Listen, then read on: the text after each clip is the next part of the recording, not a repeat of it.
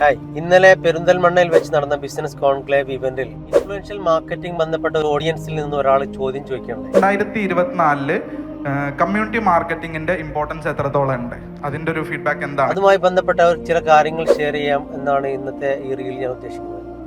ഒരുപാട് digital creators, influencers ഉള്ള കാലഘട്ടത്തിലാണ് നമ്മൾ ജീവിക്കുന്നത്. ഏതൊരു ബിസിനസ്സിനും പേഴ്സണൽ ബ്രാൻഡിങ്ങിന് വളരെയധികം പ്രാധാന്യവും കമ്മ്യൂണിറ്റി ബിൽഡിംഗ് ഉള്ള ഒരു ബിസിനസ്സേ ഇനി വിജയിക്കുകയുള്ളൂ എന്നുള്ളതാണ് യാഥാർത്ഥ്യം. It's not about only contents. Digital creators എല്ലാവരും കൊടുക്കുന്നത് കണ്ടന്റ്സ് ആണ്. People want more experience and connections. അവർക്ക് മറ്റുള്ള മെമ്പേഴ്സുമായിട്ട് ഒരു കണക്ഷൻസ് വേണം. അപ്പൊ ഡിജിറ്റൽ ക്രിയേറ്റേഴ്സ് ആയ ആളുകൾ അല്ലെങ്കിൽ പേഴ്സണൽ ബ്രാൻഡിങ്ങിലുള്ള ആളുകൾ ദിവസം കണ്ടന്റുകൾ മാത്രം ഷെയർ ചെയ്താൽ ഇനിയുള്ള കാലത്ത് ബിസിനസ്സുകൾ മുന്നോട്ട് പോവില്ല. കണ്ടന്റുകൾ ദിവസം കൊടുക്കുന്നതോടൊപ്പം തന്നെ കമ്മ്യൂണിറ്റി ബിൽഡിംഗ് പ്ലാറ്റ്ഫോമിന് ഇമ്പോർട്ടൻസ് ഉള്ള ഒരു കാലഘട്ടമാണ് ഇനി നമുക്ക് മുന്നോട്ട് പോകാനുള്ളത്. എസ്പെഷ്യലി B2C ബിസിനസ്സിന് ഏതൊരു ബിസിനസ് ഓണേഴ്സും തന്റെ പ്രൊഡക്റ്റും സർവീസും ബ്രാൻഡ് ചെയ്യുന്നതോടൊപ്പം തന്നെ വാല്യൂ ആഡ് സർവീസ്, പ്രൊഡക്റ്റിലെയും സർവീസിലെയും വാല്യൂ ആഡ്സ് കസ്റ്റമർ കൊടുക്കുന്നവരെ തന്നെ കമ്മ്യൂണിറ്റിയിലുള്ള മറ്റുള്ള കസ്റ്റമേഴ്സിന്റെ എക്സ്പീരിയൻസ് നോക്കി നിങ്ങൾ പ്രൊഡക്റ്റ് വാങ്ങുന്ന ഒരു കാലഘട്ടത്തിലാണ്. ഒരു ക്രിയേറ്റേഴ്സ് വെറും കണ്ടന്റ് മാത്രം കൊടുക്കുകയാണെങ്കിൽ ആ കോമ്പറ്റീഷൻ കൊണ്ട് പിടിച്ചു നിൽക്കാൻ സാധിക്കുകയില്ല. അപ്പോൾ ഡിജിറ്റൽ ക്രിയേറ്റേഴ്സ്